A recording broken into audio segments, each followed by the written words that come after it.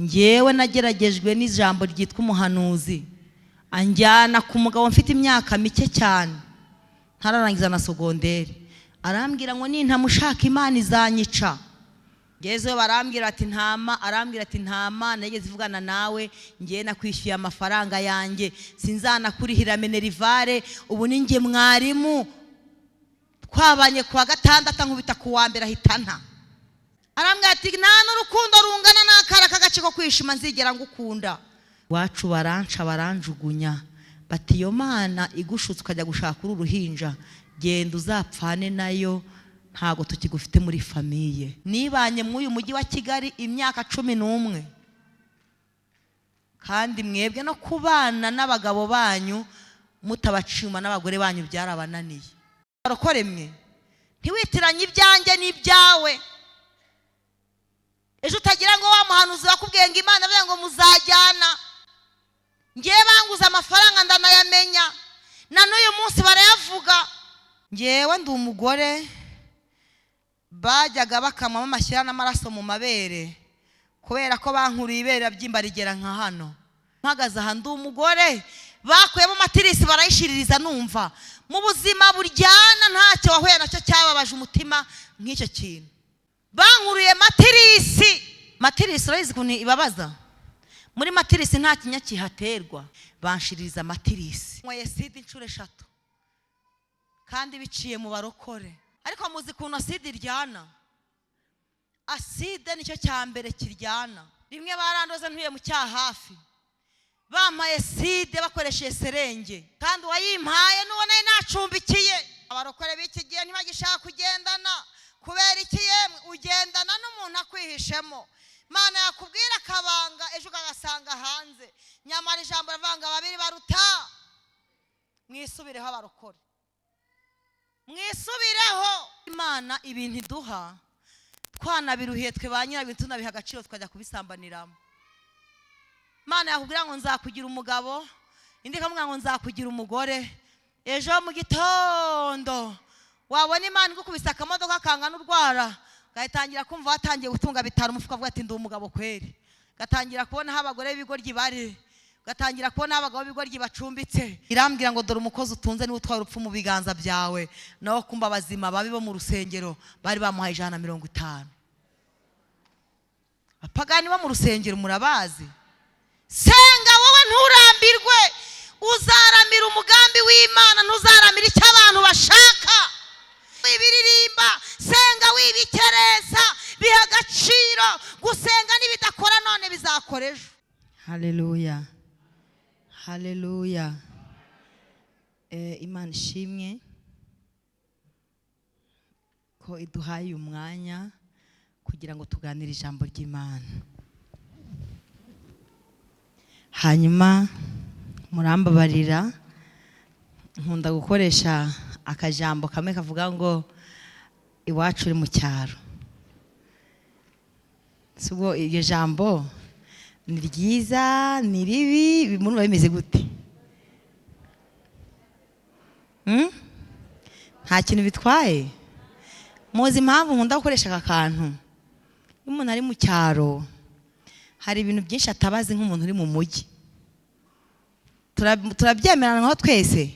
Hari ibintu umuntu uri mu cyaro atamenya nk'umuntu uri mu mujyi. Cyokora kubera ko mu cyaro naho Kristo Yesu atajya agira isoni zo kuhagera, anahaba cyane, nkabayo barukuri b'abasirimu.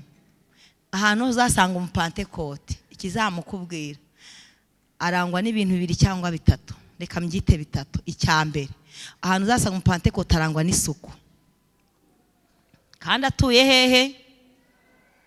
Icya kabiri, umupantekote ahantu uzamusanga mu cyaro abaza ahantu hose uturinye turi two kujya kwakura Yesu. Ibyo bintu mvuze tubyihurijeho. Icya gatatu, ahantu uzasanga umupantekote ni ataruzura umwuka wera, gusenga nta bivuga ahita biba. Siko murabyumvise? Gusenga nta bivuga ahita umunyamasengesho, ku buryo naho umusanze niyo muheta avuga nti mukozi w'Imana maze katuhe dusenge, ukumva gahunda no gusenga. Ngewe rero naje mu mujyi wa Kigali 2005, ndagira mbabwire ko ntariyumvisha ko ntuye Kigali. Ibyo mbabwiye murabyumva. Niyo ndi mwabira ibihugu by'amahanga mukanyangiye kubabwiraho, njya mbabwira nti ngiye iwacu ni mu cyaro, bakampugura, abazungu bakanganiza bati, bakabwira abantu bazi ko abanterpreta bangiti kucya tubwira ko ari mu cyaro, two tubona ari umusirimu, hanyuma nkayibasobanurira. Abantu tubihuje mugire gutya. Yewe ni bake, ngewe rero nta cyo bintwaye. Ndiko makana ko mutaraho mu cyaro siko musana bo mu mujyi. Ariko mubwira abanyamujyi kuntu bameze. Bagiye mu rusenyo ntibatinya kwambara ubusa ngo bicare bameze gutya. None mwe mwanze kwemera ko muri abiriya hirya. Abanyamujyi murabazi. Umunyamujyi muramuzi ko muhura mu gitondo cya kare umukecuru ugasanga yaminitse ku rwego rwo kubona hejuru y'intege. Wamwumvisha umunyamujyi? None ngenda umunyacyaro nta kintu bitwaye, nyamara twese turabuhuje. Impamvu ni imwe, twuzura umwuka wera. Mwagize ngo izi ndangagaciro za kirazira na gikristo abanyamujyi barazemera? Arakubwira ati niyo napfeje ariko nzapfa naryoshye. Naha, mureke twiganira ijambo ry'Imana, karakari kanyuzeho, ariko mwikundire kwigumira uko mwahamagawe. Nta kintu bibatwaye. Ariko muzi kuntu agakiza karyoha. Ariko mubyeyi, Imana yambwiye ngo iguhaye agakiza, kandi igiye no guha inyungu z'agakiza. Haguruka nkwibwirire.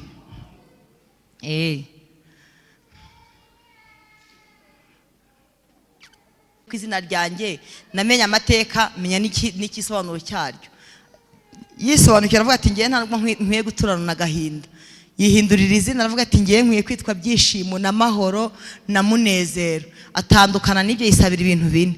Icyamukampa umugisha, ukagura imbago yanjye, ukandinda ibyago ntibimbabaze kuko ukabana nanjye. Hanyuma iryo sengesho urisengeremo, Imana yambwiye ngo iguhaye agakiza kadasembuye, kandi ntabwo uzicuza, dore urindushye. Kizwa neza uruhuke mu izina rya Yesu. Kandi reka nkubwire, iyi tariki yandikiye ku nkingi z'umutima wawe. Hari ibintu bibiri nzakubwira mu ibanga, uzabipfana kugeza uzajya useka ugasekera n'umubisha wawe. Hanyuma rero mwihangane, abantu bize teoloji cyane ntabwo twabisikanye. Mwumvise? Abantu bize teoloji cyane ndagira mbabwire ko tutabisikanye.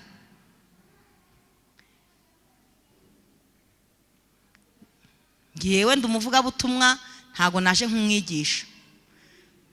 Ni akazi ke. Biramureba, nanjye nicaye ku ntebe y'ishuri, iki gitabo barakinyigishije. Barambwiye ngo ninkiga neza kizanyambutsa ibibuga binini n'ibiyaga binini. Uraho. Dore umuntu mbonye waje mu nzu y'Imana. Witeka himbazwe we, mumbare mpobereye umugore. Uraho. Were none uruhuke. Ibyishimo none wongera usubire uko wari umeze. Nasanze nishwe muri Kristo. Yambereye ishingikiriza w'amajoro. Aya marira urize yakomeje imigomero, inzuzi z'umunezero wanjye. Jye nahisemo kwibera ahari amagambo ankomeza. Zafata ibintu bishimana, bigira impamvu yo kuyegera. Zaririmba izo kunesha, yeze ku musozo w'urugendo. Ntabwo nzicuza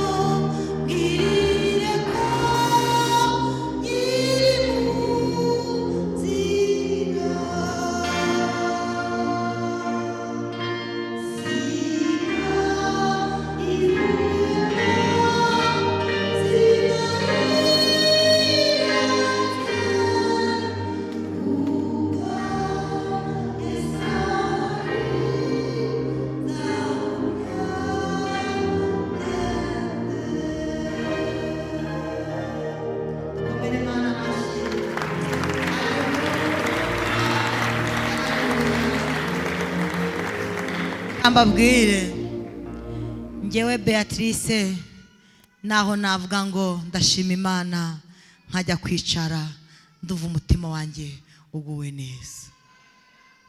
Umuntu yambajije arambaza ngo none ngo ndabizi nkunda kugenda ngo kandi gushaka Imana, arambaza ngo ko ntari nkuzi mw'uru Rwanda, uba mw'uru Rwanda?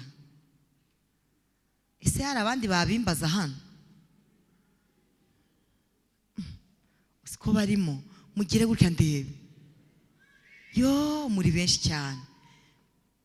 Ni ukuri reka musubize, mba mu gihugu cy'u Rwanda kandi niho ntuye mu gihugu cy'u Rwanda, kandi niho nkorera umurimo w'Imana, kandi ndi muri bya bihumbi 7 bitarapfukamira Bayali, ndabizi neza. Haleluya! Ndi muri ba bantu Imana yahishe, yamisha ahantu hakomeye, ariko ndi ku ikosi. Mu ijoro ry'impinduka hari abari bahari. Navuze ko Imana itagikoresha, Imana ntigikoresha abasivili. Hanyuma ni ukuri mba mu iki gihugu cy'u Rwanda Kagame ayobora afatikanije na Yesu. Hanyuma abatambona nkunda gukorera umurimo w'Imana mu bihugu bigize isi, ariko kenshi mba nagiye muri Canada.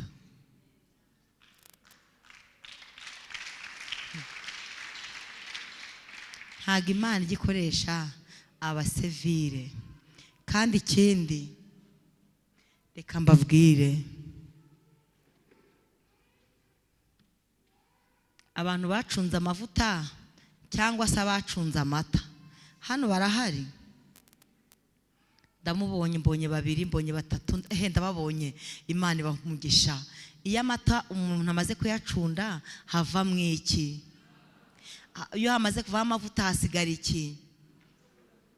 Amacunda. Ya macunda bameze nk'iki? Ijambo riravuga ngo tumaze kumera nk'ibisukwa. Tumaze kumera nk'iki? Ndengejeho ibindi mwarira. Hanyuma nabibwiye harya, ntago nivuze. Navuze ngo ndi umugore cyangwa se ndi umubyeyi, mfite abana 5, mfite n'abandi bana ndera, mfite n'umugabo, ndubatse, ntuye i Kigali, Norvege, ndi umupantekote, nuzura umwuka wera, ndi umukristo. Hanyuma mbibutsa aka kantu, ndagira ngo mbabwire ngo Imana ifite abasitari yiremeye bari siransiye. Metuse ndabeshya? Ku rwego rw'isi kireka hatari umurokore, nta gihugu na kimwe kitari umuntu ufite nomero yanjye. Udafite imwe afite 2, udafite 2 afite 3, kuko ngiye ngirana nomero itangirwa no guteranya. Ninaha iwacu irahaba, ariko kode y'iwacu ni 250. Ariko izahandi ni uguteranya 400, guteranya 120. Hanyuma Yesu afite abasitari bari siransiye. Bene abo ntibamenyerwa. Nese wamenyerwa bakuyeho ku iteka ryose basa n'ababa mu cyaro. Kuba nahahira Nyabugogo muri ya masoko aciritse, batajya muri Simba ngo bajye kuhanuza ibyo badazashobora kwishyura. Mwihangana abasitari muri mwiri teraniro Simba gushe. Buri muntu wese afite uko yahamagawe, buri muntu wese afite isoko avomaho. Ngiye mvomaho inyemerera kumera gutyo. Muse murabona binguye nabi? Katwiganira ijambo ry'Imana. Ariko maze mwakira intashyo zo mu bihugu bitandukanye. Barambwiye ngo nutugera muri bene so mu Rwanda uzagitangira intashyo. Kandi bizimba haye harimo n'iz'abantu bafite uruhu rwera. Mutagira ngo n'iz'abantu basa natwe gusa, harimo n'abantu bafite uruhu rwera bavuga mu Cyongereza. Bangu uzadutangira intashyo bakavuga no mu Gifaransa no mu zindi ndimi. Barahari izi ntashyo ndi kubaha n'iz'abantu batandukanye ku isi hose. Muzakire mu izina rya Yesu. Katuganira ijambo ry'Imana. yewe rero muzi ko Imana igikoresha abantu bazwi gusa, ikoresha natwe tutazwi.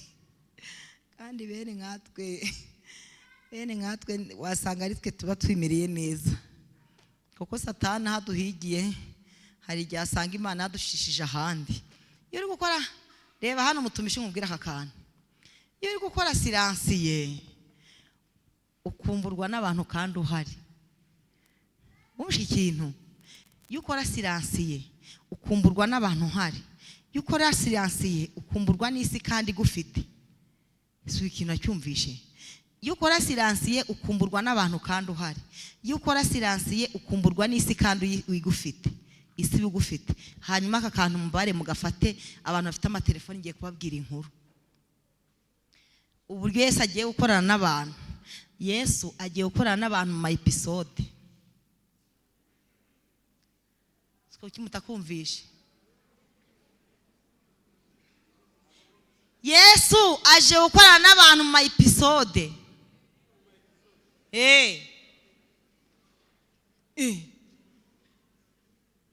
Ntabwo mucyumvishije? Iyi mikrofoni ni nduri kwanga bw'ibyuma ngahitugabanyiriza. Mwabyumvishe? Imana ije gukorana n'abantu ikoresha ama episode. Yo murebye filime ikarangira mukikunze, ntabwo muhita mugira amatsiko y'igice gisigayeho kizaza ikindi gihe. Abarokore babigumyemo nuko mugiye kumera. Abantu bagiye kujya babona none bakumbura iby'ejo hacu. Haleluya!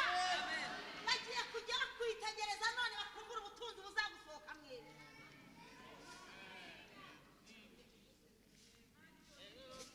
Niyo ma episode narivuze ibyiciro.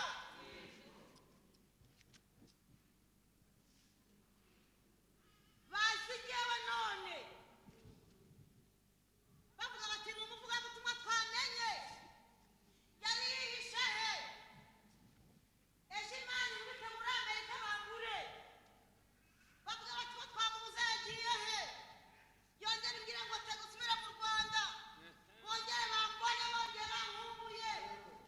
Ejo nibamara kumbona nizana inshuro ebyiri nkajya n'ahandi inshuro enye. Yongera imbwira ati wikwita Finilandi, wamarayo ibyumweru bibiri wongera ugaruke.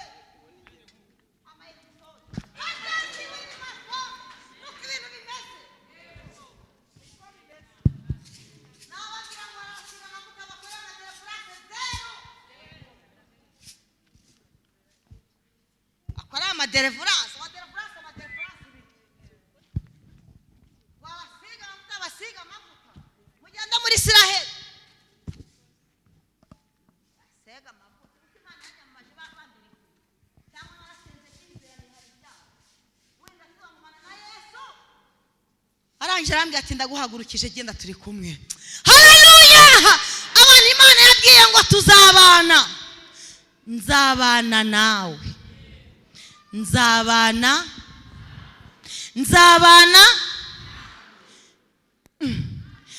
Abantu Imana yabwiye ngo nzabana.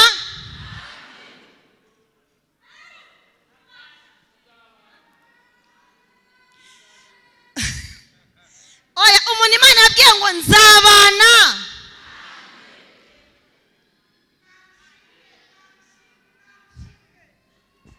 Seko numvira ijambo murifashe nkaho mwagiye guhinga mu cyaro. Undi Imana avuga ngo nzabana nawe, haba ibintu byinshi bisimbutse kuri wowe. Kandi bivuze ngo nzabana, nugira amahirwe ukumvira bivuze, ujye uvuga uti data wa twese uri mu ijuru, ubwami bwawe buze. Tupfa kuba tuzabana. Kuko impamvu ya mbere, umugabo yakubwiye ngo nzabana nawe akaramata, mu kanya araguhinduka akubwira ati we murezi, akubwira ati wa mujinga, ubundi twareranywe. Umugore akubwira ati sheri ndagukunda, mu kanya akubwira ati iyo nkurebye mbona utakiri muri viziyo yanjye,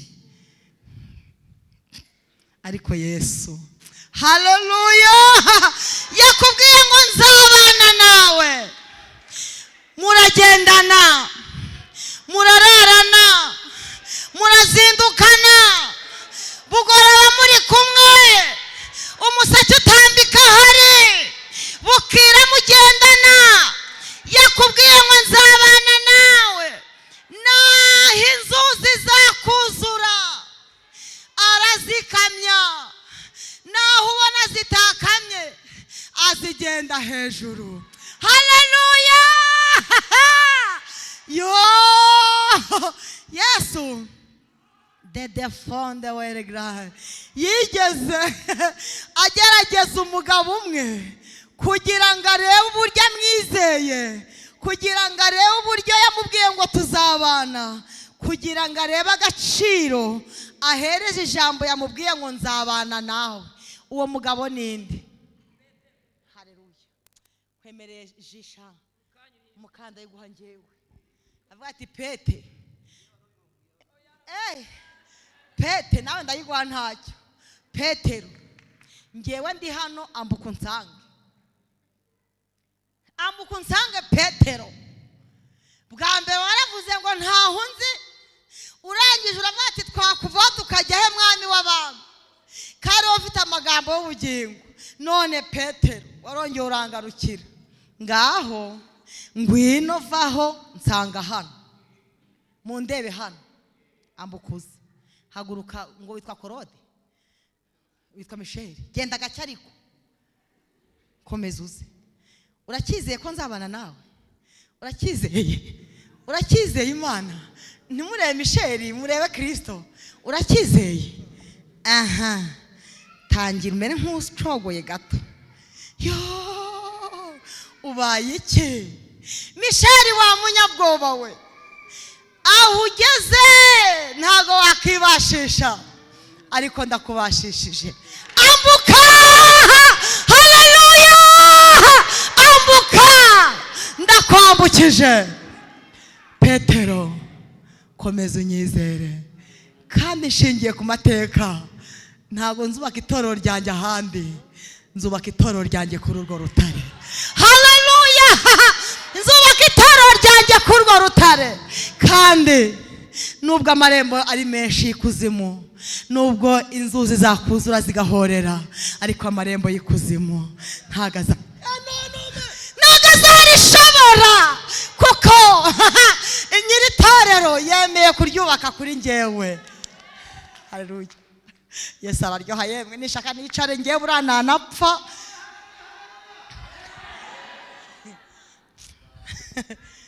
Nazanye isaha kugira ngo ntice gahunda, njyewe nyafashwa nkanarondogora, ariko ntacyo bitwaye. Tugiye kuganira ku ijambo ry'Imana. Ijambo ryuganiraho, reka mbabwire, nabwiye umuyobozi wa gahunda, ubundi hari ikosa ntajya nkora, sinyasomera Bibiliya ku ruhimbi, ariko nicaye hariya numva ikirere kirahindutse, nateguye ya agenda yanjye iri hehe, kubera ko nemereye hano mu ijoro ry'impinduka ko nzagaruka. Ni ukuri narasenze ndanategura. Murumva nyine umwuka wera niho tujya tuvuga, ariko natwe nk'abantu bagare imbere batuma gutegura icyo tuzaganira. Ariko nicaye hariya, umwuka wera yambwiye ngo ibyo wateguye byose mbihaye zero. Ndamwa nti nanjye urangaye n'ukuntu tubanye. Arambwira ngo ntago nkugaye nk'uwacumuye, ahubwo itekero wazanye n'iryawe si iryanjye, iryanjye niryo ngiye guha uko nguhaye ibyo abantu banjye bakeneye. Haleluya! Muri abantu badasanzwe. Uzi kuva kuwa kangahe? Naje hano kuwa kangahe harya? Muzi kuva kuwa gatanu kugera uyu munsi? Ubwo muzi ko rero kuwa gatandatu naryamye no ku cyumweru. Imana irambwira ngo ibyo wateguye ni ibyawe, hanyuma reka nkwihere ibyanjye, tugende. Ibya Yesu, ibyanjye ni ibyanjye, yambwiye ngo ibyanjye yabihaye, ngo ibyo yampaye none aha nicaye hariya n'ibyo abantu bayo bakeneye. Hanyuma kandi impamvu ni ukuri mwihane. Icyo kora, harimo abasigaranye udutsira bakajya biyaturira mu ntebe nabamenye. sha nukuri reka mbabwire iyo abakore mutarinjangwa n'umwuka wo kujya kuturega muri RIB uyu munsi mwari kureba ka Yesu n'abarokore hano. Umwuka wera aracyariho. Wenyine mwibwira ngo nta bakozi Imana bakire bagifite ijisho riradara, baracyahari ntibakababeshye. Abakozi Imana sengo baracyariho. Abatuma izina ry'Imana ritukwa barahari, ariko n'abatuma risubirana agaciro barahari. Ninde se ababwiye ko bapfiriye gushira? Hanyuma ikindi ngo byabaye business. Abishakiramo business igihe birabareba, ariko n'abategereza Yesu kwaza akabagaburira baracyahari.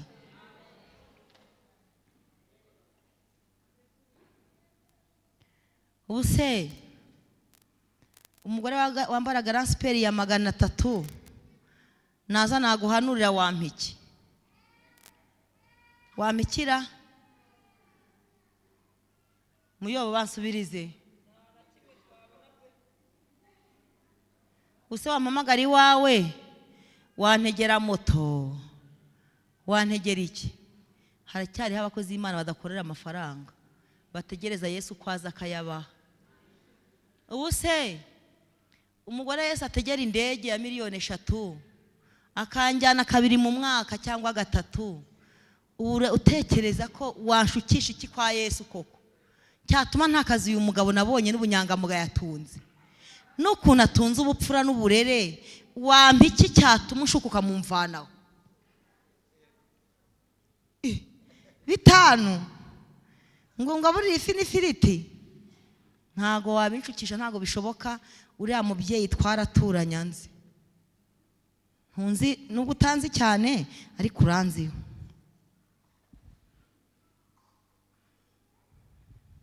Nyina narabwiye Yesu ngo uzambabarire, namenye ko Kigali ari irimbukiro ry'abahanuzi, musaye ibintu 2. Ndamwanga uzambabarire, umwuka wera wawe ntukamveho.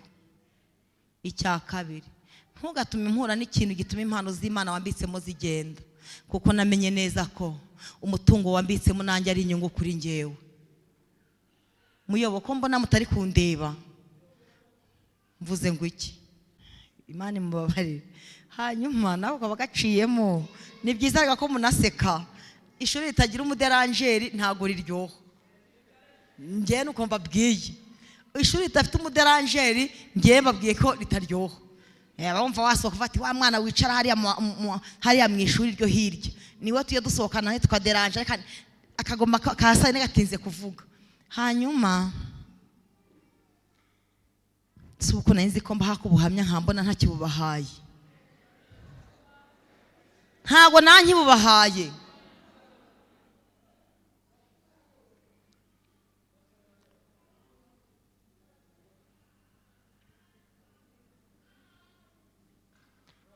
Nzagaruka kubera ko hari abantu dufitanye umwenda w'ibintu bafite kandi bakeneye gusenga no gusengerwa.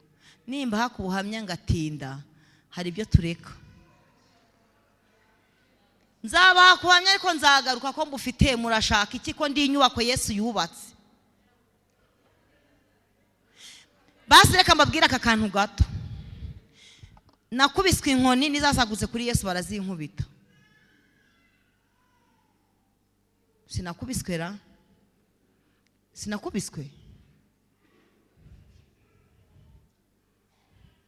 Uziha agace gatoya ariko narakubiswe. Hanyuma mvuga akantu, abahanuzi barimo bagenzi banjye ntago mugwa. Muzi ikindi kintu nasabye Yesu, naramubwiye ngo uzambabariye gwemeye kunkoresha. Ujye uvugana n'umuntu wawe unyuzeho nzi neza ko mfite ibihamya n'ibimenyetso bigaragaza ko Imana ivuganye nawe. Impamvu ya mbere ni iyihe? Ngewe nageragejwe n'ijambo ryitwa umuhanuzi, anjyana ku mugabo mfite imyaka mike cyane, ntararangiza na sogonderi.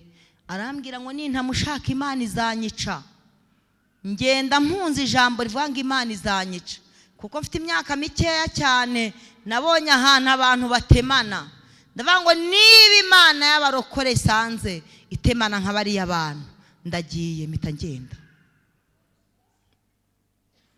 ngezeyo barambwira ati ntama, arambwira ati ntama nageze ivugana nawe, ngiye nakwishyuye amafaranga yanjye, sinzanakurihira minerivare, ubu ni nge mwarimu, twabanye kuwa gatandatu nkubita kuwa mbere ahitana.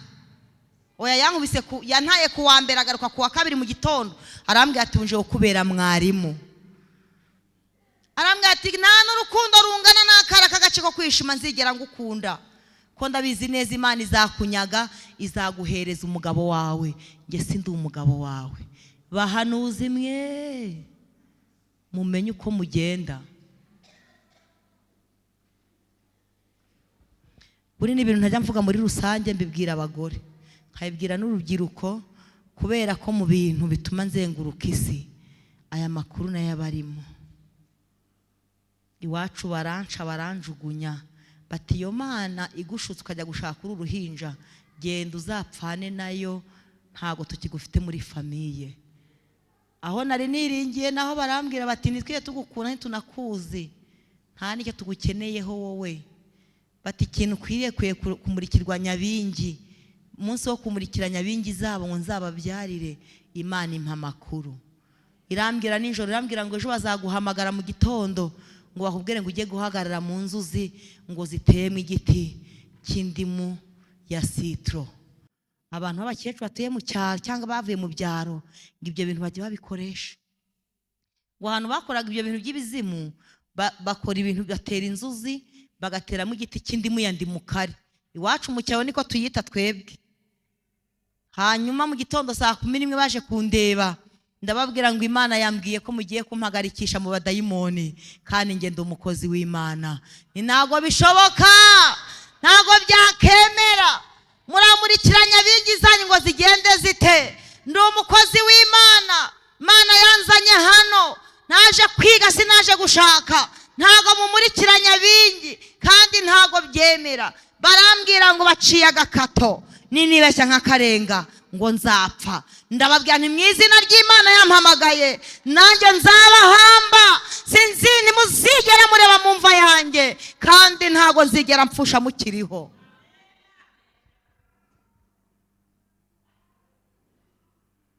Narakubiswe ku rwego, narakubiswe bigera ahantu nanjye numva inkoni. Umwarimu umwe wo kuri ADPR ya Muhima witwa Zawadi, yitwa Zawadi wa mumama utarabona umwana, yitwa nde? Yitwa Furaha. Rimwe asanga bankubise ari ninjoro nka saa 4, kandi ubwo wankubitaga yabaga yarantaye. Ariko icyo gihe nari mvuye kwigisha mu cyaha hafi, Mwuka Wera Maneko yafashemo umurozi, arabimenya aravuga ati wewe wiri gusebya abantu, tuzi ko uriya muntu wateruye ngo numurozi kajya kumwatuza ari nka mama, kandi yari yihannye mu gikari. N'ukuri n'ibirozi byose barabimufatana, ibyo bintu byabaye ukuri. Siko mu cyafi muze si hafi nimuhazi nimwanabaza amakuru. Araza arankubita, Furaha asanga bari kunzirikira kuri moto ngo banjyane kwa muganga, ahantu hose hari umwenge hava amaraso. Yankubise ingumi, ibijigo bibiri byose bivira muri mwe ngiye Kimisagara ngo bayakure. Muganga arambwira ati sinirwa nyakura kira amenyo yawe. Nese muziki Imana igikoresha abasevire ubundi, yakoresha uri umusevire se bikazagenda tubamenya kurwana gute? Katwiganira ijambo ry'Imana nzabaha ubuhamya. Byahinduye ishusho rero. Mwabonye ko nazanye n'umugabo wanjye? Hoya, umuntu yakwica se? Twaburanye inshuro 29, kandi twaburana aho tugeze hose nkamutsinda bakamwandikisha inzandiko, naho twitororo ryanjye tugerayo. Twaburana inshuro 14. Tugeze mu rukiko, umupastori utari kirara cyanjye kire kutari uri mu itorero, ariko yakantu gato yagatuma wivumbura kuri Yesu. Naramubwiye nti ngiye sinzigera nkuvonze kugeza igihe nzabonera undengeye. Arambwira ati humura nzabana nawe. Yesu twaragendanye ku manywa, twaragendanye nijoro, twaragendanye. Yesu twaragendanye. Kwera kweri yarambwiye ko atazituzigira tubana. Yamenyaga ko banyishyuriye inzu akaza akasohora mu nzu y'abandi. Muzajye mu cyafi mujye kubaza mama Dube. Uramwibuka mugore? Imana ikambwira ngo ntujya gucumbika mu ngo z'abarokore batazakuvuga. Imana izi ko abantu yaremye. Murabije muri bavanga Imana imaze kurema umuntu yaricujije. Ngo yeshize impamvu yaremye umuntu. Haraya ku rusengero ku Muhima. Uriya mudamu yarakira umukristo wo ku Muhima. Hano harimo n'abandi bantu banzi ndabizi. Bari batsemwe intebe barazigerekeranya, bazigira nk'icyumba cy'amasengesho. Hari umugabo witwa Eliya w'umuzamu. Nkagenda Eliya kancumbikira, Imana imuha umugisha, nzamuha ituro ry'ishimwe ry'ibintu yankoreye. Eliya kancumbikira mu rusengero, nkamara nk'iminsi ine, nkamara nk'iminsi 5. Abarokore bahagera bakagira ngo ndi gusenga. Bwahehe Imana yambwiye ngo hungira imbere yanjye nzabana nawe. Haleluya! Kambwira ngo nzakurengera, nzagutabara, nzakumwakura, gumana nanjye ndayibwira ngo sinzakuvaho. Hanyuma irambwira ngo izo byose uri kurwana n'ingaruka z'uko wibwe, nzakurengera. Haleluya! Imana ishimwe. Naribaje nti none uriya muhanuzi w'ibinyoma yagiye kunjyana hariya uri he? Irambwira ngo narabyihoreye, kwari ukugira ngo nkuvanemo porofeseri w'abandi. Nabonye nemeye guca mu ntambara, wazayisohokamo neza utangayishije. Kandi ndashimira Yesu, nibanye muri uyu mujyi wa Kigali imyaka 11. Kandi mwebwe no kubana n'abagabo banyu mutabacima n'abagore banyu byarabananiye. Uyu mujyi wa Kigali nabaye 11. Ra mugore duturana, twaturanye azi neza ko nibana. Siko wari uzira? Kandi twaramubwira nti dore wa muntu ujya usohora mu nzu. Ariko Yesu yari yarangiriye neza, mwana uzambare ntuzanyime ibiryo kugira ngo atazagira umuntu uza kunshukisha ibiryo nkakuvaho. Twaba dusangira isombe. Mujye mukunda guha abarokore ku biryo, kuko umurokore ashobora kuza iwawe amaze gatatu atarya, akaza agira ngo ahungire kurenza rishire.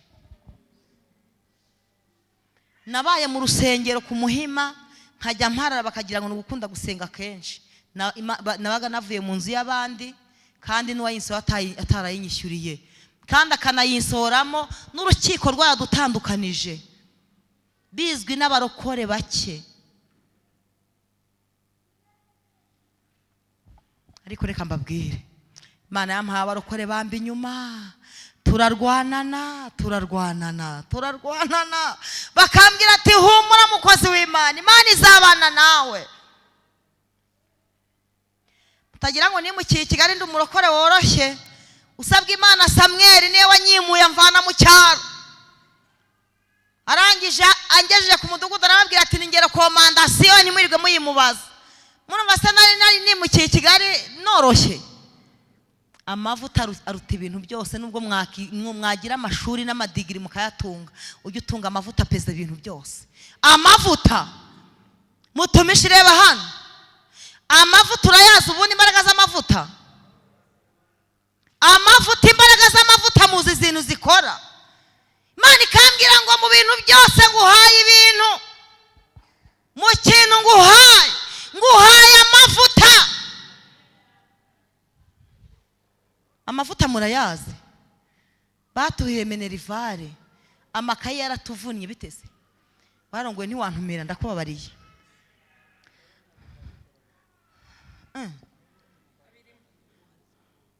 Sawa, amavuta abe kuri wowe. Amavuta murayazi?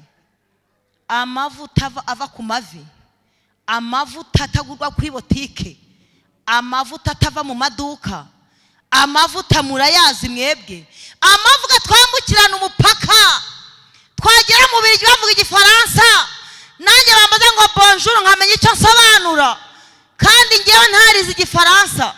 Amavuta ngera ku airport bakambaza icyongereza nkababwira nti ndisobanura, nkajya gusikanisha passport yanjye nkamenya ahantu nyura.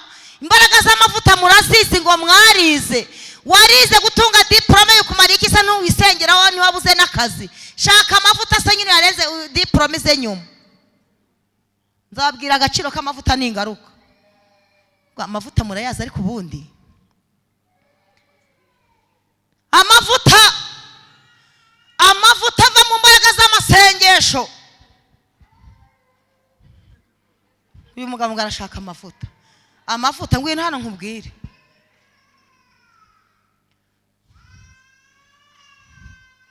Ufite amenyo mu kanwa, amenyo yawe yagiye?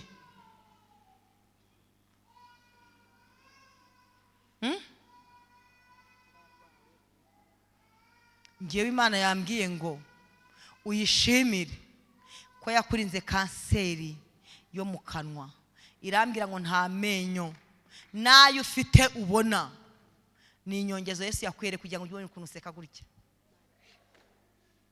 kugira ngo atagucisha mu ijisho. Yesu fata umuntu nk'uyu wo mu cyaririya akavuga ati kanshingire ku mavuta afite, muha agaciro ikigara w'umudiyakoni. Suga amavuta murayazi ubundi, mwashatse amavuta mukareka amagambo n'ubusutwa no kwirwa muvuga ibyo bitabareba mugashaka amavuta. Ko mufite amasezerano meza n'amakuru yaho Imana izabageza, mwahunze ibyaha n'ibisa nabyo mugasenga mugashaka amavuta, mukareka kuririmba gusenga mukaba amasengesho, mukareba ibintu bizava mu masengesho uburyo bizaturitse ibintu, mukareba kuri imisozi izika ntimubimenye, mukareba uburyo Imana izabahamagarira umuntu mu bantu. Ubundi reka mbabwire icyananiye abarokore ni ugutegerereza Imana aho yavuganiye namwe. Mukavuga we none se mwambuze muri mujyi wa Kigali kwa ko ntahaba, we wakumbona ryari? Si kera cyane, none se sintuye Kigali, nase murabona ndi umugore udasobanutse kugezwa najya hano abantu bose bakajya bambona. Muvugisha ukuri murabona ngayitsera nubwo nyine ntameze nk'abandi mushaka iki gihe, ariko murabona ntari umugore Imana yahamagaye. Witeka niyo mungeri wanjye ngiye sinzakena. Imana iguha umugisha rata. Oya Imana yaraduze. Uranzi? Ngiye ntago mwibuka. Ariko Yesu ni umugabo mwiza.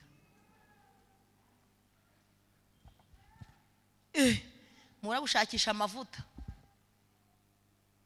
Mukanya muva mu rusengero matangira muhamagarane. Yewe umugore maze bukana mumfotore mubura mubone kuntu muvuga amakuru. Umugore maze bukana gutya muramuzi.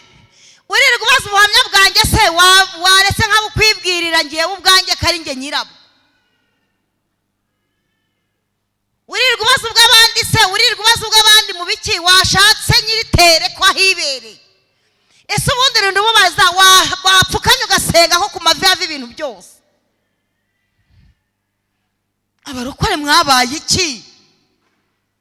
Ejo bundi muvuga buto mwarambwiye ati nshatse nomero yawe amezi 7 narayibuze. Ngi nomero yawe ni $1. Ndamwana wabuze n'umuntu n'uwo mu guha nomero yanjye. Arambwira ati narayibuze, banambwiye agacano ugira ndayibura. Ngushakira ku ma YouTube ndakubura. Ndamwana ngiye ntago wahankura. Agacano ufite ni agacano Imana yambwiye ngo izagafungura ndiriye mu ibyo bihugu bya Amerika niho yagafunguriye. Ngo naye ntumbaza ahantu binjirira bakajyamo ntaho nzi. Ko Imana yari yambwiye ngo nakandi izafungura kugira ngo bajye babikaho utuntu gusa. Barambwiye ngo bagaseye izina kugira ngo abantu barimenye ngo kitwa ngo Mama Gadine TV. Ubwo ntumbaze naye igihe sinjya nkarebaho. Ubwo yanigishiye mu ibyo bihugu njya kubona nkabona bagasi bakambwira ati winjira aha hantu urebe hari akantu twagushyiriyeho. Simenya n'ahantu binjirira ibyo ntibinandeba. Mwashatse amavuta ko kuri ibintu byose. sendira amarira y'ibyishimo, sinkirizwa no kuraranze no gukubitwa, ahubwo sigaye nsengera abagore bakubitwa n'abagore barushye n'abafite amasezerano bahawe n'abantu batahawe n'Imana. Mukanya uraje umbwire ngo none se ko nkubitwa kandi Imana yarambwiye ngo genda tuzajyana. Niba yaravuze ko muzajyana, senga usabe imbaraga z'umutima, wihangana ukomere ugumaho. Ngewe impamvu nuko Imana yambwiye ngo ntabwo twiye tujyana. Murumva yemwe? Irabimbwira, irambwira ngo ntabwo nzajyana nawe, ntabwo tujyanye.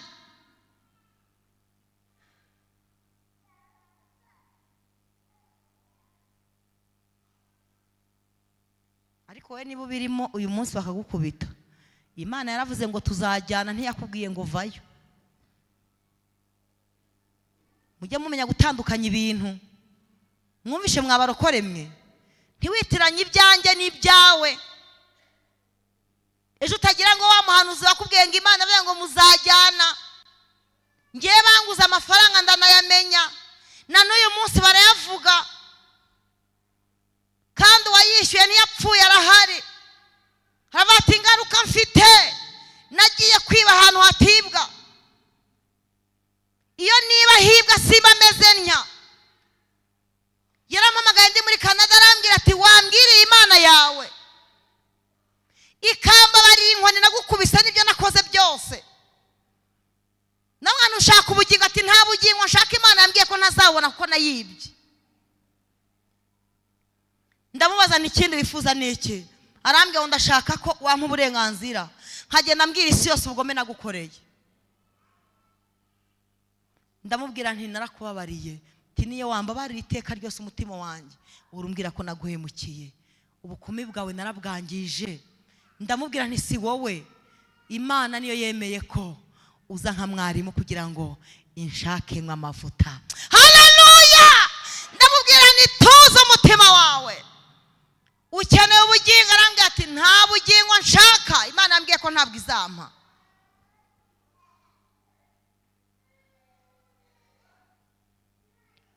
Imana yambwiye ko ntabwo. None urashaka iki? Arambwira ngo ndashaka ko ngenda mbwira abantu ko nakubabaje. None nibabwira nta bugingo uteze bizakumarira iki? Uzungukira he? Arambwira ngo byibura ndebe ko nta muntu wazongera kujya mbaza ngo niyo umuntu ambaje amakuru yawe mpita numva umutima wanjye urutwa nuko n'abarongo yakasame kamira. Ndamwa nti akira amahoro.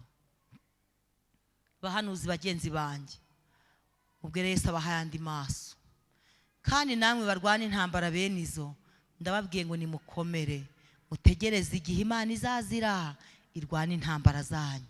Kandi niba Imana mwana yakubwiye ngo twarajyanye, komeza urasane ntubivemo. Mwumvise yemwe? Mukomeze murasane ntimubivemo.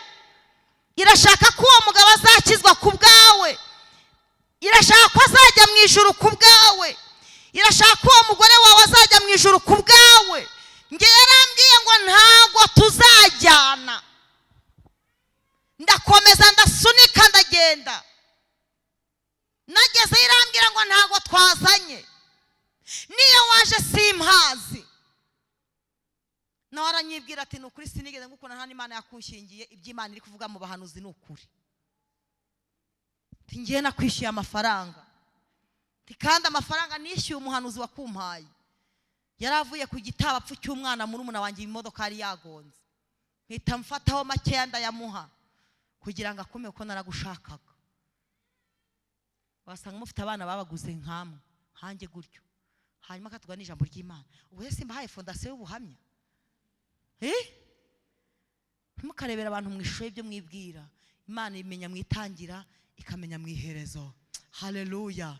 Imana izi iyo tuba, Imana izi intambara turwana, kandi irabizi neza ko iri kukumesa ikakwanika ku zuba. Nta muntu ushobora kuza kugirira impuhwe ngavuga ngo ubwo ndi kumumesa ngo have wamuvuguse cyane. Oya, narababwiye mu ijoro ry'impinduka, ndababwira ngo hari ikigo kitakigirira agaciro umukiriya ngo kimugirire imbabazi, hari ikigo kitagiye agaciro umukiriya. Narababwiye ngo ni ikigo cy'ishuri.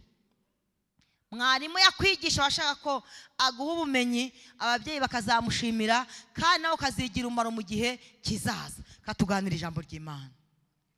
Ubuhamya rw'Imana mbubahaye buriya mfite ubuhamya mwabagore mwe, mfite ubuhamya. Ngewe ndi umugore bajyaga bakamamo amashyira n'amaraso mu mabere, kubera ko bankuriye ibere byimba rigera nka hano, ibere ryanjye rikazamo amashyira n'amaraso, nkajya kwa muganga bakarikanda kugira ngo barivane nk'amashyira n'amaraso, bakabanza kurishyushya. Ngewe mpagaze aha ndi umugore bakuyemo matirisi barayishiririza, numva mu buzima buryana ntacyo wahuye nacyo cyababaje umutima nk'icyo kintu.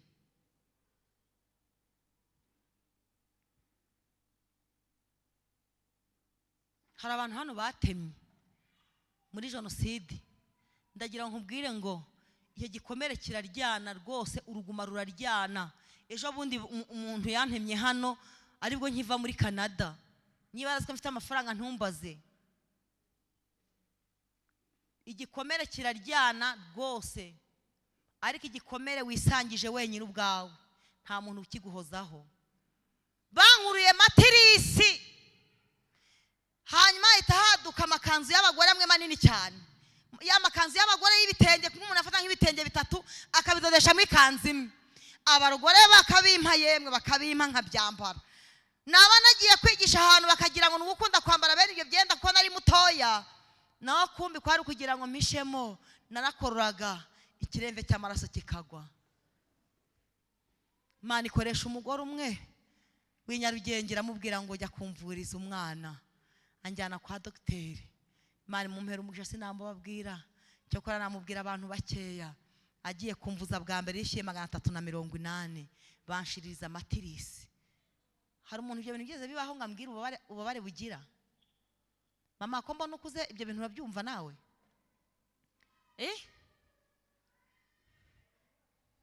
Matirisi urayizi ukuntu ibabaza? Muri matirisi nta kinya kihaterwa. Ntabwo Imana ishobora gukoresha umusevire, ntibishoboka. Muri matirisi nta kinya kihaba. Dogiteri aravangoreka matirisi tuyikuremo, izabyara kanseri. Niyo itabyara kanseri none izatindizemo, kandi ntuzongera kubyara. Ndamubwira nti Imana yarambwiye ngo nzabyara, nari maze imyaka 5 icyo gihe. Ndamwana nzabyara nukuri winkuramo matirisi. Dogiteri ati ntago bishoboka. Ngiye ku nshuro ya 3 arambwira ati mwana w'umuko, ati ndabona atutuntu dusigayemo atari dukeya, ati ntago byatuma ukuramo matirisi, genda ukomeze usenge. Haleluya! Ndamubwira ni ndakomeza senge kandi nzabyara.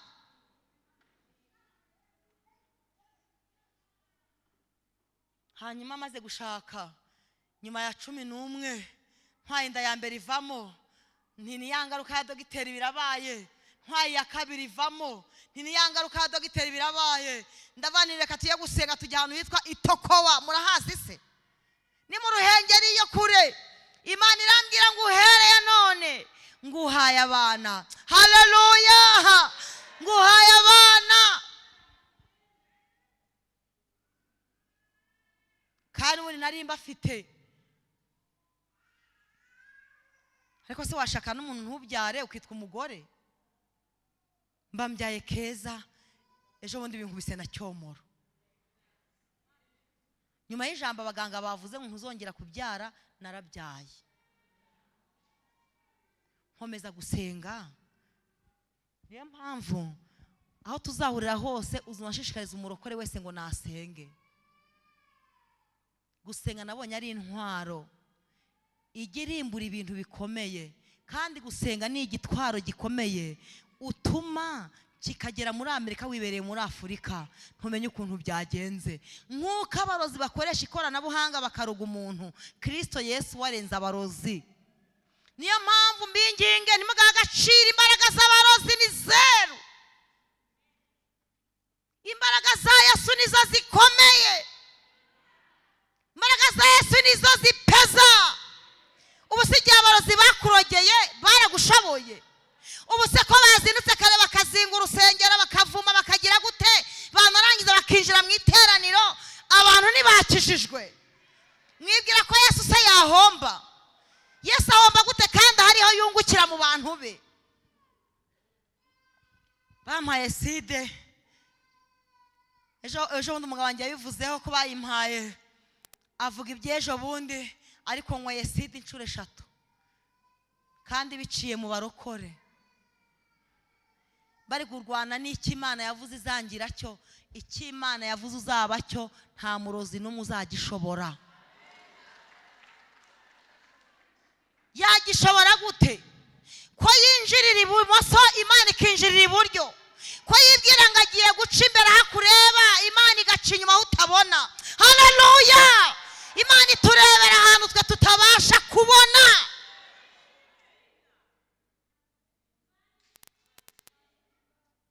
Ugira ubwoba ngo abarozi, ariko muzi kuntu aside iryana. Aside nicyo cya mbere kiryana.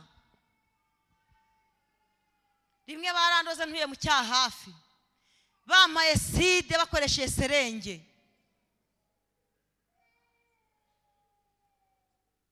Sinziriye nijoro,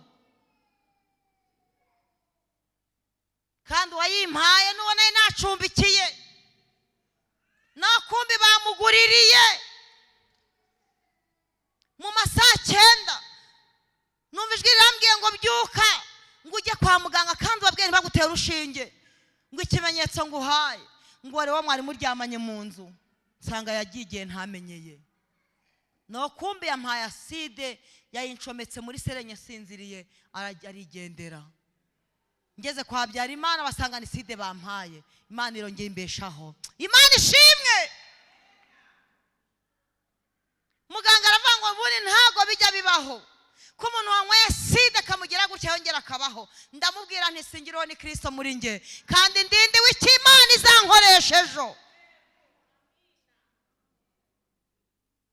Shobundi barongera barayimpa, none usanga bayihaye umukozi, bayimuha umukozi ayimpa mvuye kuri murya, mvanye umunyeshuri ku ishuri, bita nigira kuri murya kuyakura. Ngeze yirambwira ati humura nguhaye kubaho nkuvanye mu mva. Ngeze mu rugo, njya hirya gato mu gashyamba njya gusenga, muzaze mbajyaneyo ni heza. Imana irambwira ngo dore nkwaruye mu rupfu. Ndavuga nti se Imana inyaruye mu rupfu koko? Irambwira ngo dore umukozi utunze ni utwaye urupfu mu biganza byawe. Naho kumba bazima babi bo mu rusengero bari bamuhaye 150. Apagani bo mu rusengero murabazi. Senga wowe nturambirwe, uzaramira umugambi w'Imana, ntuzaramira icyo abantu bashaka, kandi Imana izajya ibagutungurira ibere mu banyu. Guma hano ntuhave, guma hano wihava. Senga wibiririmba, senga wibikereza, biha agaciro. Gusenga nibidakora none bizakora ejo, nibitanakora ejo bizakora ejo bundi, nibitanakora ngo ubibone bizakora ku mwana wawe, bigira ingaruka nziza. Umukozi ngeze mu rugo, abantu bari bazaniye amata bayakuye mu cyaro bayatetse. Nanjye mbwira abarokore nti wacu batubwiye ko nta muntu ugica ku rugo rurimo amata, nimuze ngiye kubaha ku mata. Nkunda guha abantu ku biryo cyane, ngiye ko nashonje cyane. Niyo umurokore murebye mpita mbona kashonje, niyo nawe mbona ari umukire asa neza nk'uriya mugore utuyoboye, niyo murebye mpita mbona ashonje. Ngamwa nti ngwino nguhe kuryo mbabarira ndakwinginze, nimbabaruza nkwere ku biryo, kubera ko ngewe abantu bashobora kundebera mu ishusho nini bakabona sishonje kandi inzara igiye kunyica. N'ukuri ngewe rero sinya ndebera umurokore cyangwa ndebera umuntu wese mwungano yuko angana, mpita nkobora ishongara mu gifu cyene ntacyo. Niba nanahaziwe ariko iwanjye nanjye ry'ibiryo byanjye birashobora ko n'inzara igiye kwinjira iwe. Wa mugabo se mwabonye atagiye gutanga iposho?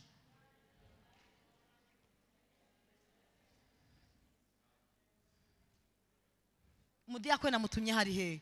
Wamumboneye? Mwaganiriye? Uramuzi? None se ntiyagiye gutanga iposho? Bivuge cyane ariko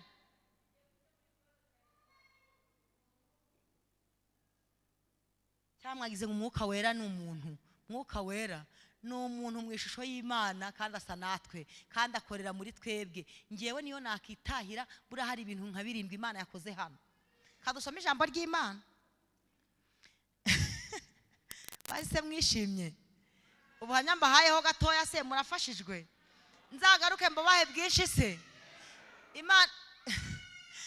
Imana yarambwiye ngo ibintu nagukoreye n'inzira wanyuzemo sinshaka uzabigurisha.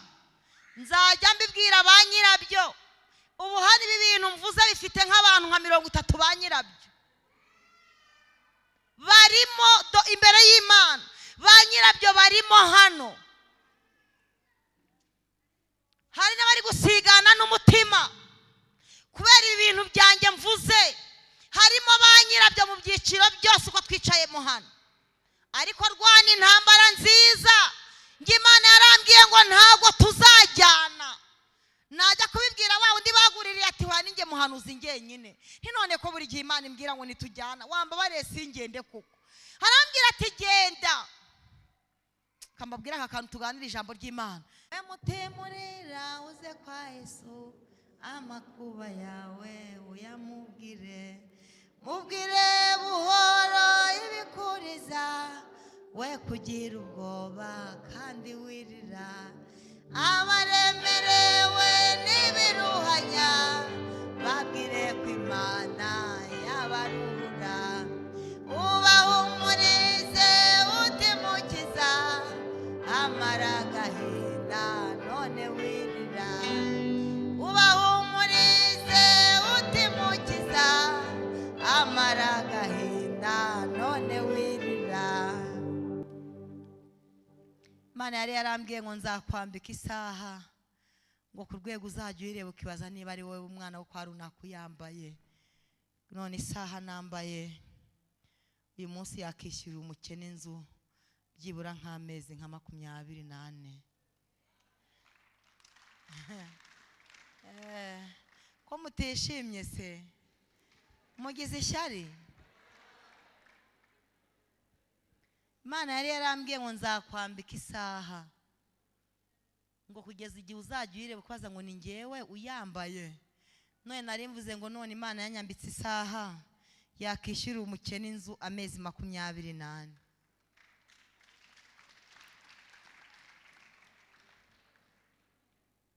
Kandi atishyura inzu ya make. Nayijyana mu Kivu, nayijyana muri pisine, nayijyana muri dushe, nayijyana he, ntacyo bitwaye. Humura, ibintu byose ni siransiye.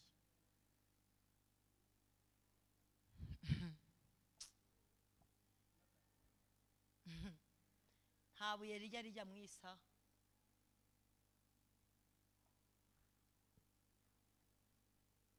Naniza mukanga gukizwa neza mukagira ngo Yesu ntagira ibintu.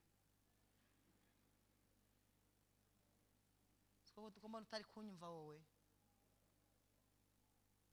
Muyobora ukumva ibyo ndi kuvuga. Yesu agira ibintu kandi Yesu afite abantu. Ubu se ukwishyurira tike inshuro nye mu mwaka ukajya mu murimo ananiwe gukora ibi ngibi. Ibi ni ibintu biri simple gutya. Ibi ngibi iyi nanafashwa nkayitanga nk'abantu muzubaka inkingi y'urusengero. Ariko ibyo bintu byose agakiza karabiruta.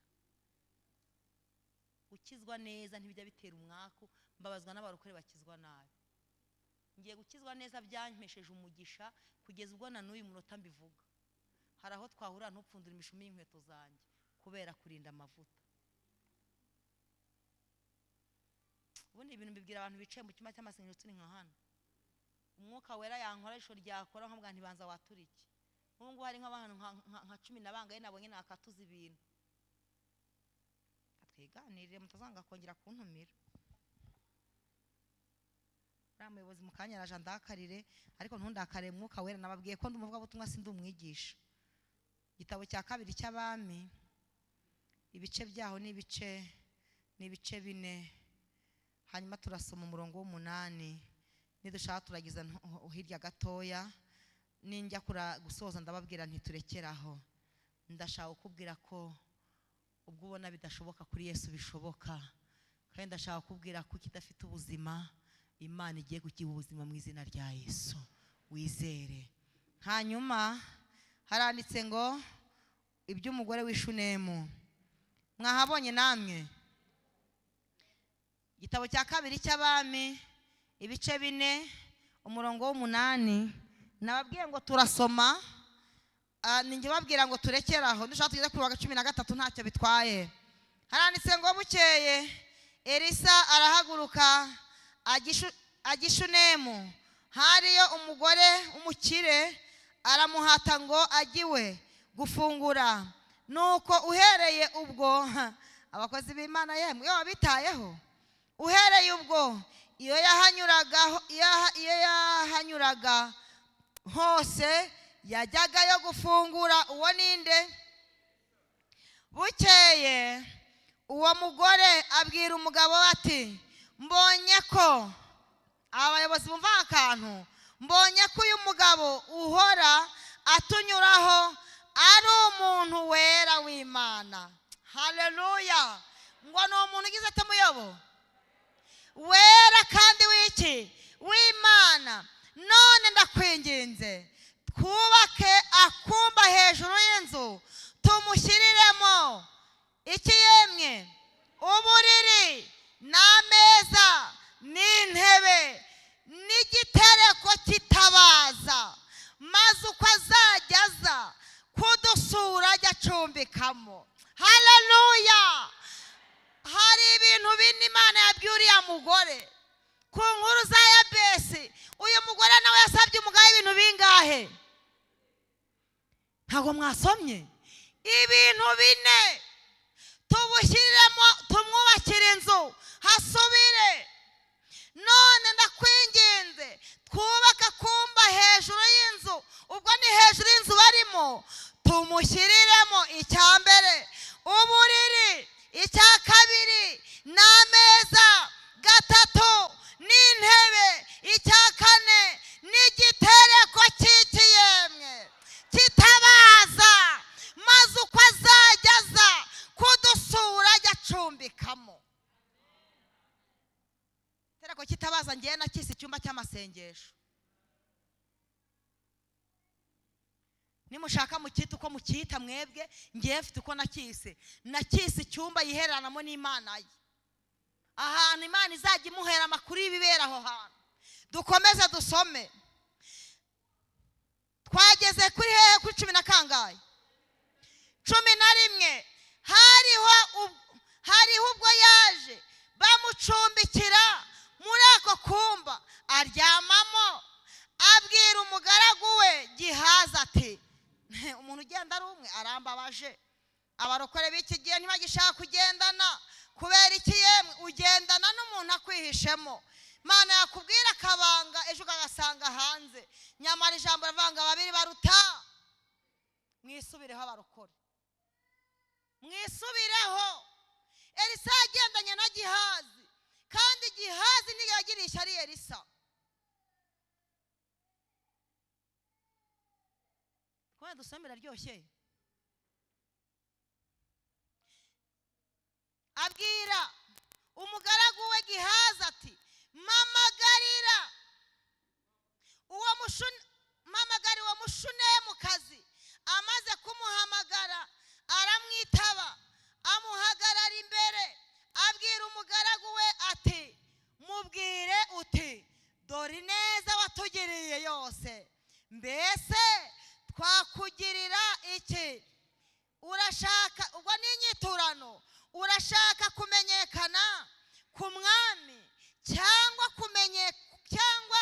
ku mugaba w'ingabo? Hita wisubiza. Aramusubiza ati, oya, nibera hehe?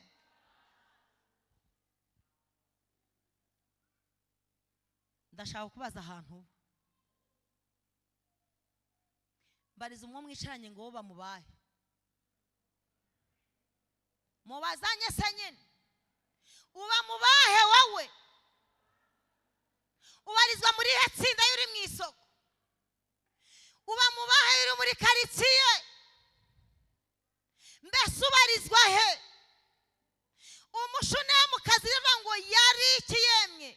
Yari umukire. Kandi iyo umuntu afite amafaranga ni musema kweri. Umuntu afite amafaranga ijambo ryose avuze ririjyana, nubwo bigeraho abafite amavuta bapeza. ariko umuntu ufite ifaranga havuze hose niyo byanze kumvikana atanga gutyo. Ariko turashimira Yesu ko natwe tudafite kirengera ajya dusunikira. Haleluya! Natwe ajya dushiriramo akadusunikira kandi tukumvirwa. Kandi ibyishimo byanjye bibi byawe Imana izaza ntizaceceka.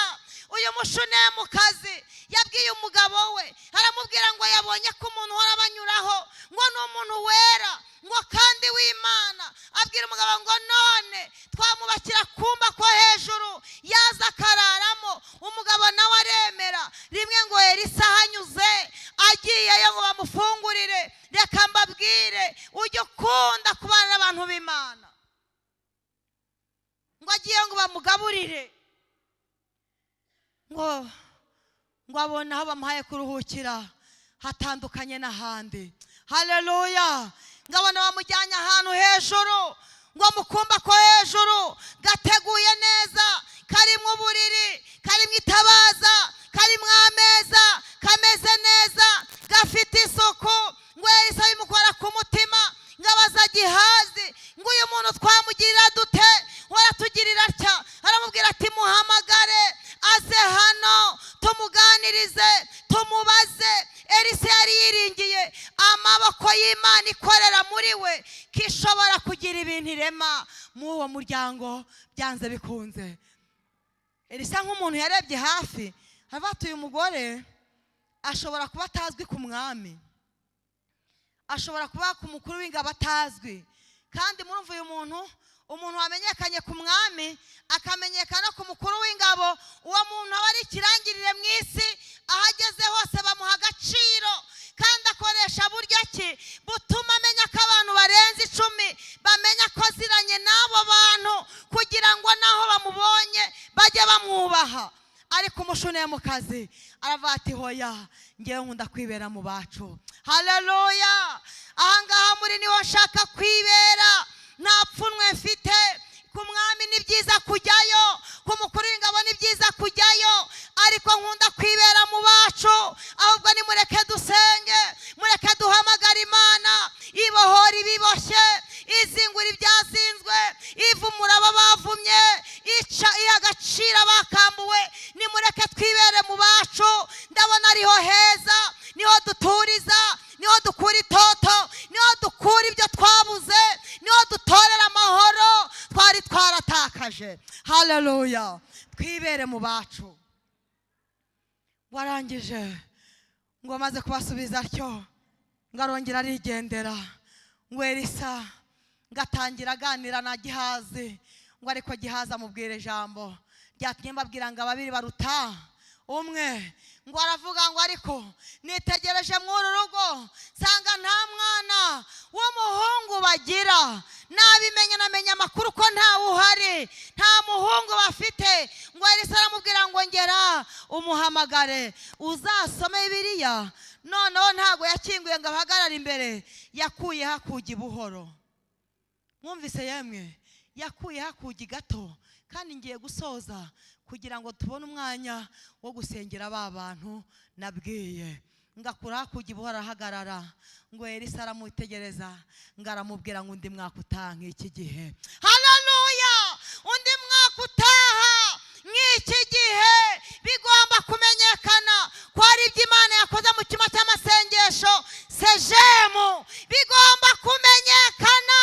Haleluya! Satana byanga byemere cyane ko tutamwinginga ngana byemere. Uya turinginga Satani ngo yemere ko Imana izaturengera. Turamwinginga se Satani ashoboye iki? Imana dusenga ko ari ishoboye ibintu byose, igumbura ingumbi, ihumura impumyi, izura abapfuye, ikaborora ibintu byari biboze, ikabibwira ngo mbasubije ubuzima, nimutwara intumbi yanyu yari ipfuye none yazutse. Mungirire mutya yemwe. Imana ishimwe. Ntabwo twabwira Satani ngo turakwemera, turabwira Yesu ngo turemera amateka n'amategeko byawe. Utu dutunze turabigushimiye. Imana ihimbazwe. Ngo arangije ngo umushune mu kazi aramubwira ati muntu w'Imana wibeshya. Aramubwira ati impamvu ya mbere umugabo wanjye arashaje. Ubwo abantu bakuru mwamenye ibyo, nta kintu ntashobora gutera inda. Elisa araceceka agira atya ntiyagira ikindi arenzaho. Ntukisobanure imbere y'umuntu ukubwiye ngo ntibishoboka, ujye wicecekera. Ejo igihe kizabitegeka, azamenya ko wasenze Imana. Haleluya. Wikisobanura imbere y'ibintu uri kubona bigoye, igihe kizaza kibitegeke, ubwabyo bizishakamo inzira. Haleluya. Bizishakamo inzira byanze bikunze, kandi inzira izaboneka, tuzagera i Kanani. Warangije Elisa yicecekeye. Biravuga ngo uko iminsi igenda ishira, wa mugore aratwita, arabyara, umwana we arakura. Ngo amaze gukura, yarageze mu kigero cy'imyaka nka 12. Niba mwarasomye Bibiliya, ngo hanyuma ngo ise yari ari mu basaruzi, ngo agiye kubona ngo abona umwana, ngo aza yirukanka, ngo ataka ngo papa, umutwe umutwe umutwe. Wa mwana wavuye he yemwe? Wa mwana wavuye he? Wa mwana yavuye he? Mu masengesho. Nkunda kwibera mu bacu, niho yavuye. Ubundi abarokore nuko batabizi, ibintu byavuye ku mavi birindishwa yandi. Ibintu Imana yakubwiriye mu mazi bizarindishwa nuko urya gusenga, niyo utajya mu mazi ariko senga. Ibintu byavuye ku Mana birindwa n'Imana, byavuye mu masengesho birindishwa amasengesho, Imana ikabihagararira. Amasengesho arabagarirwa, aravomererwa, aruhirirwa. Amasengesho akorerwa isuku. Amasengesho, ubu nakubwira imbaraga z'amasengesho iminsi 5 igashira n'indi gataha, kuko nyifite impamvu nabonye imbaraga z'amasengesho, ariko ziva mu mbaraga zo gusenga utabivanze. Umuntu wabivanze iteka ryose ahora yicuza. Ngaho tekereza nawe yuhaye umwana amata akayabogora, kandi amata ntayorwa. Noneho waba wayaguze amafaranga wanayigomye kugira ngo umwana wawe yanywe, yakona ukabona arayabogoye. Ibaze rero Imana ibintu iduha, twanabiruhiye twe ba nyirabintu, tunabiha agaciro tukajya kubisambaniramo. Imana yakubwira ngo nzakugira umugabo, indi ikamubwira ngo nzakugira umugore. Ejo mu gitondo wabona Imana igukubise akamodoka kangana urwara, gatangira kumva watangiye gutunga bitaro, umufuka avuga ati ndi umugabo kweri. Gatangira kubona aho abagore b'ibigoryi bari, gatangira kubona abagabo b'ibigoryi bacumbitse. Bati uriya mugabo ntamwandikiye, uyu mugabo wanjye ntazi kumbwira amagambo meza, nta jambo yambwira. Gatangira konona cya cyansi wanywereyemo amata, nguhaye 0. Gatangira kucyonona. Niba ari ahantu Imana iri guhombera mu iki gihe, nubwo Imana itagihomba, iteka ryose Imana ntihomba, abarokore bafite amafuti n'amakosa. Ikibazo, abafite amafuti n'amakosa bari gutuma abandi badasubizwa, bagatuma abandi bataza gukizwa, kuko bavuga bataho twashakiraga imbuto, niyo twamenye neza ko ari hindi buziri kwera. Ariko abasejemu ntibikabe. Murwanirane ishyaka, murwanya Satani azabahunga, mumwime inzira nimufunge. Mwarangiza abagabo banyu bagakora amakosa mukabimenya mukabihora ngo rudasenyuka, mubwiza ukuri ko yakiraniwe ku Mwuka Wera yabikubwiye, kandi Imana ko ntabeshye. Niye yakubwira ati ndi umugabo w'inyinjirira, ariko ejo Umwuka Wera azamubwira ati garukiraho, ariko nawe wibererekera icyaha ngo ugihereze inzira gitambuke. Gitonekeho gacyo kibwire ko wakibonye, ubundi Yesu nawe azaherekeza ibyo wavuze. Hanyuma twikomereze twitegura gusenga. Ngo arangije ngo wa mwana, ngo papa wabwira umugaragu aramubwira ati muterure umushyire nyina. Ariko yemwe bagore mwe muri abagaciro, umugore afite amateka, ni we nyina w'umuntu, ni umunyamumaro kandi ni umunyamugisha. Niwe mutima w'urugo, Imana iramwemera. Niwe mutima w'urugo, umugore n'umunyamugisha. Niwe mutima w'urugo, umugore n'umunyamugisha. Haleluya, haleluya. Abagore ngo muterure umushyire nyina. Buriya yemwe mwabagabo, reka mbagire inama. Niba mushaka kubaka no gusenga no gutunga amakuru, mujye muha abagore freedom, mubarekere uburenganzira basenge. Hanyuma umuha urukundo, ujye umubwira iteka ko umukunda. Nutanabishobora ujye umwandikira ka message umubwire ati sheri I love you. yemwe bagabo murabyumvishe, niba ushaka kugira urugo rwiza rutengamayemo amahoro, umugore freedom y'amasengesho mbwe ati ndakubohoye mugore wanjye, upfa kuba ujyana kuganira n'uwo mugabo wawe Yesu, ukongera ukagaruka mu rugo nkakubona, hanyuma numenya ko yagiye gusenga umubwire ati sheri amasengesho meza, nutanamuhamagara utekereza ko yaba ari mu bihe byiza, umwandikira akamesaje ati I love you, naho atamenya kubigusubiza ubwo nta kintu bitwaye, umubwire uti I ikund you, uhita unabyandika no mu kindi kirimi mu Kinyarwanda, nta kintu bitwaye, I ikund you, nta kintu bitwaye.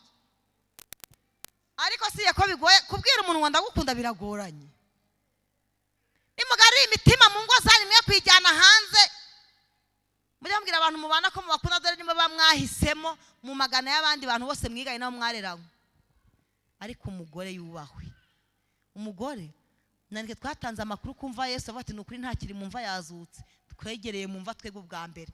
Haleluya abagore, twigereye mu bwa mbere, tureba na wa mwenda yarazingiyemo dusanga ntawe uhari, dutangaza amakuru ati Yesu wacu nta kiri mumva yazutse. Haleluya, mukomere Yesu amashyi utaraheze mu gituro, nahimbazwe n'umugwaneza.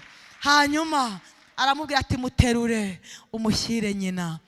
Ageze mu rugo amuteriye kwibera umwana ahita amupfiraho, aravuga ati cyambere sinshaka kubwira umugabo wanjye ibyabaye, byatuma umukozi w'Imana atiki yemwe agaciro, ngo aragenda ngatuma ku mugabo ati nyoherereza ifarashi iva yirukanka banjyane kwa Elisa.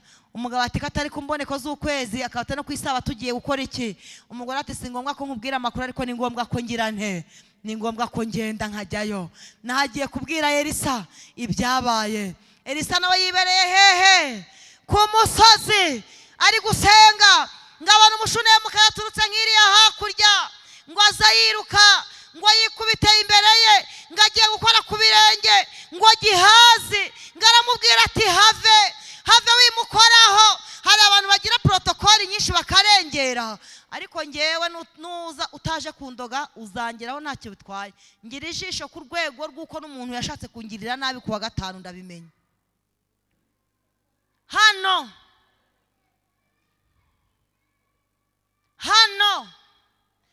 Imana yari imaze ivuga ngo harimo abarozi, aza kunsuhuza hano, ndamubwira nti winsuhuza wowe uzabanze watura ibyaha ukora byo kuroga.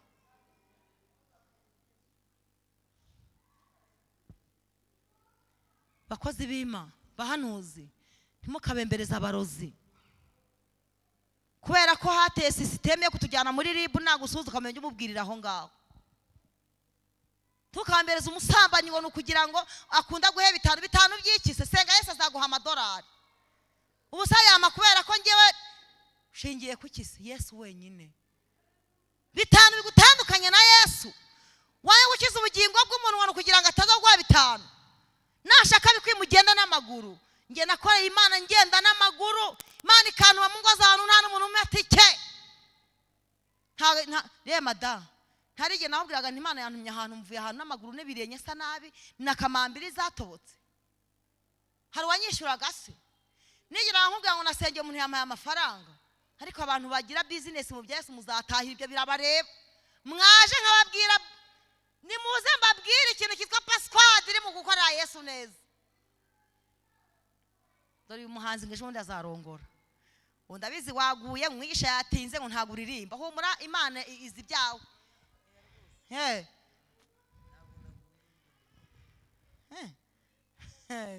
Nzagutwerera pe, kandi ngenza gutwera mu madolari, nzagutwera ariko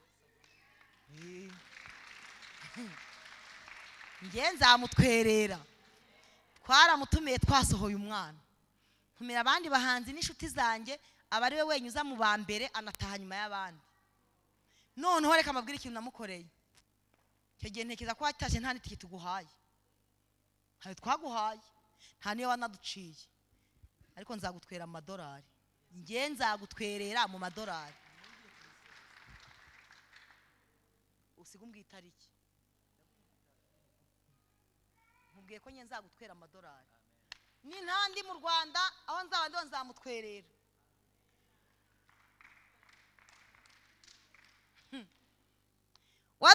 wadukijije umwaka Mana uduha umwuka wera udukura mu bibi uduha Bibiliya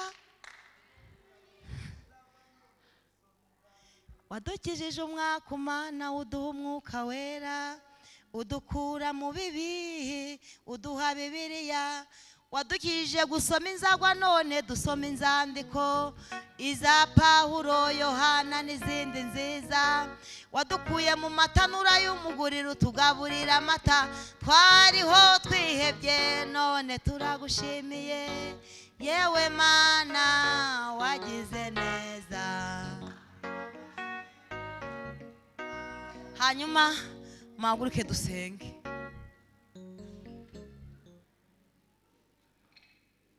Elisa yaramubwiye ngo mureke uwo mugore anyegere afite agahinda kenshi kandi Imana yabimpishe.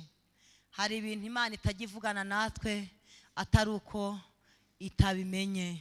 Hari ibintu umuhanuzi ataraguhanurira atari uko Imana itavuze. Humura, komeza ubane n'Imana. Gahunda ni ugukomeza gusenga.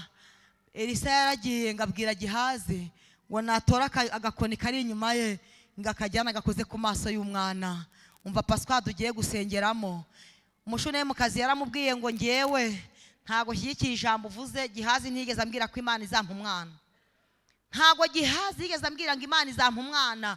Ni wowe ubwawe bwite wambwiye ngo nzabyara umwana w'umuhungu.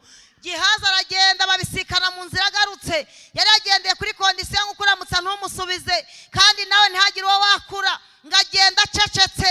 Abarokore ba kera basengeraga kuri kondisiyo. Imana bavuga ngo gera nugere munaka nturye, ariko uyu munsi uragenda nita nibakwereka ifi n'ifiriti turebe kubishobora se. Jyaho Imana igutumye uri gusenga nugera bagutegura ibiryo ndeye kubyanga. Wategereje ukaba mugambi w'Imana ko ibyo baguteguriye biri mu mutego ko baguhaye umuneke waguteza inyundo. Ugakomeza ugasenga. Wabisikanye ngo Elisa aragenda ngo ajyeho kuko umushunemukazi yari yamubwiye ati nta wundi muntu uhiriza umwana ni wowe. Ngagezeho Elisa ngajya mu kumba ko hejuru izuru kurindi ngo arangije ahamagara Imana. Tugiye guhamagara Yesu akuzure bya bindi byawe kuko arabishoboye. Ngo Elisa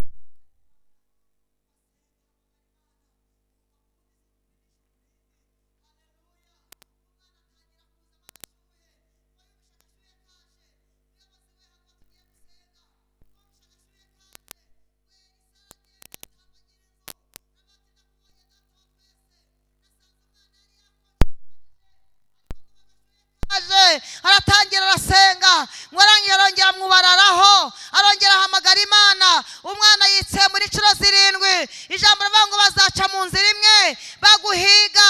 Imana ibatatanyirize muri 7 kubera ko ishori ry'abantu badashobora. Ngo umwana yitsemuye 7 ndarahamagara ati nimumbwire nyina w'umwana aze hano. Atera umwana muha nyina.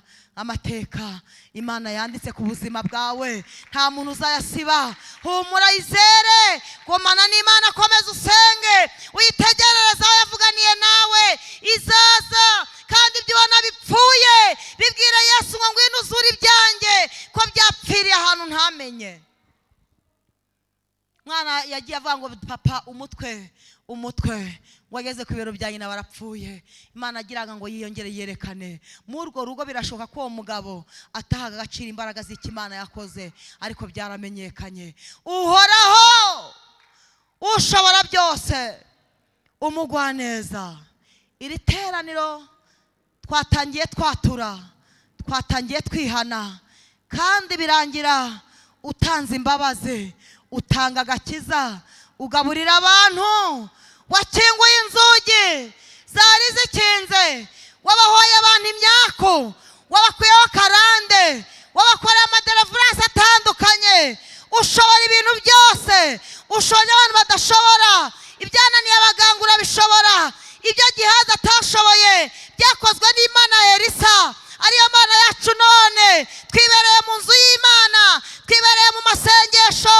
Ibyo batubwiye tubirindishije gusenga, tubirindishije kwizera no gutegereza Imana. Turwanya icyaha n'igisa nacyo, duhamagara ubwami bw'Imana ngo buze kandi bwatwemereye kuza.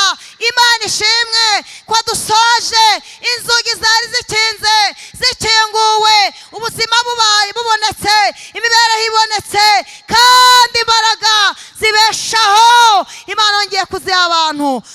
turagushimiye kutanze urubyaro, koreye abantu amakwe, uba mwakuye, ubazinguye, bakuyeho igitutsi.